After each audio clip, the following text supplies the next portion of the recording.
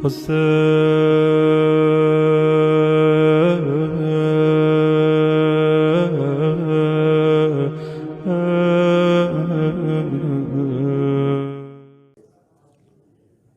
a man by the name of Abu Hanifa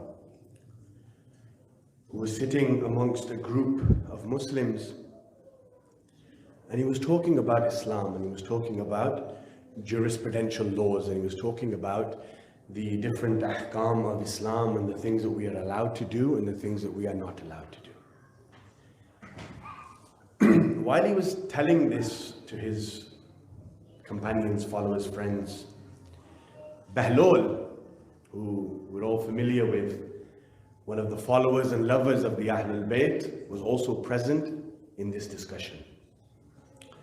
So the discussion goes as follows. The Abu Hanifa says, I studied under Imam Ja'far as-Sadiq for 3 years.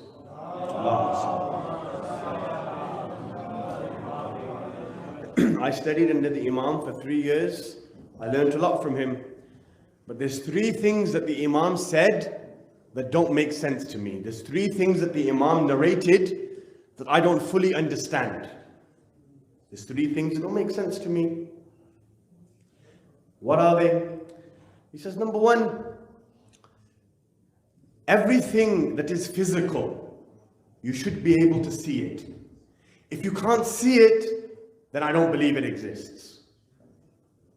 So if you have an injury, if something happens, anything physical should be seen by the eye. If you can't see it, it didn't happen. It doesn't exist. That didn't make sense to me. So focus on these 3 points, because when he says these 3 things, Behlool stands up, addresses Abu Hanifa, does something, and answers all 3 questions. So we're going to see what the students of the Imams, how they responded. So what was the first thing? Anything physical needs to be seen. If you can't see it, you can't prove it. That's the first point. What's the second? He said, the second thing is shaitan, the devil, is made from fire. I know this is an English lecture, lekin thoda jawab de to koi haraj nahi hosi. He was made from fire. Hell is made from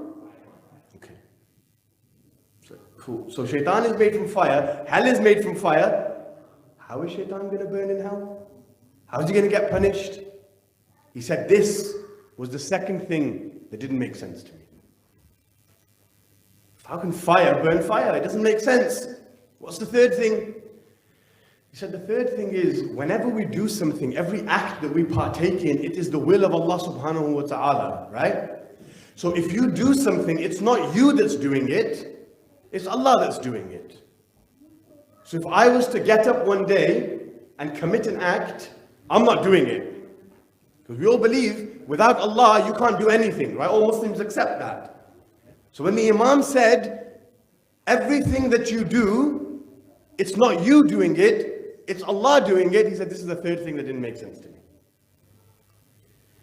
So for those who have come a bit later, just to reiterate, Abu Hanifa said there are 3 things that the Imam said didn't make sense to me. Number 1, he said that anything physical needs to be seen. If you can't see it, it didn't happen. Number 2, shaitan is made from fire, hell is made from fire. How can fire burn fire? And number 3, everything that you do, it's not you doing it, it's Allah doing it. So why should you get punished on the Day of Judgment for your acts when it's Allah subhanahu wa ta'ala that's doing it?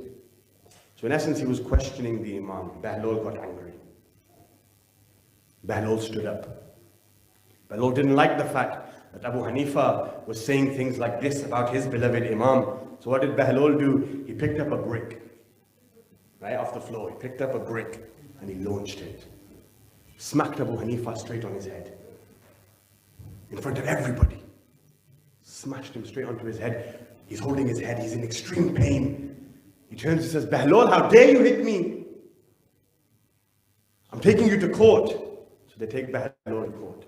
Now see, the thing you have to understand with Behlool is he was a very knowledgeable person. He was an alim, a faqih, a scholar, a lover of the Ahlul Bayt. But Imam al-Qadim said to him, oh Behlool, Bani Abbas is killing those who love us. They are killing those who follow us. So I want you to act crazy. Pretend like you're crazy. Why? Because if you act crazy, they won't kill you. So you can guide people, and then when they have a shak, a doubt, is he a follower of Musa Kazim? Is he a follower of Imam Sadiq? Is he a follower of Ali? Is he a follower of the Ahlul Bayt? Pretend to be crazy. What did Behlool do? He used to have a wooden stick. On that stick, he used to have a head of the horse.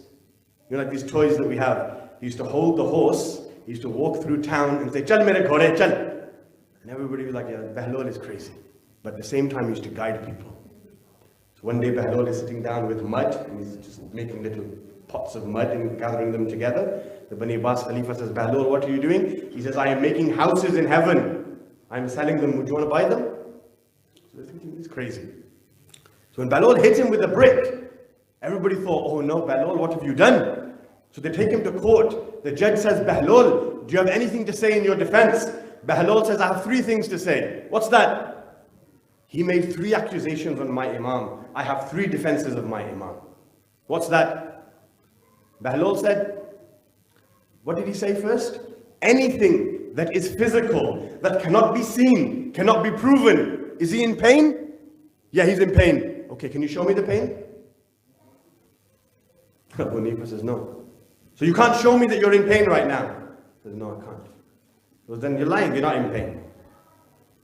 What was the second thing you said? Shaitan is made from fire. Hell is made from fire. Fire can't burn fire. You're made from clay. This brick is made from clay. Did it hurt? He said, yes, it hurt. It goes the same way clay can hurt clay. Fire can hurt fire. What was the third thing you said? Everything we do, it's not us doing it. It's Allah subhanahu wa ta'ala doing it. So according to you, I didn't hit you, Allah hit you. And all of a sudden the people think, Behlool, what are you doing? And then he'd take out his horse, "Chal mere ghode," and then he'd leave. And people would be like, I'm going to leave Behlool. The followers of the Ahlul Bayt.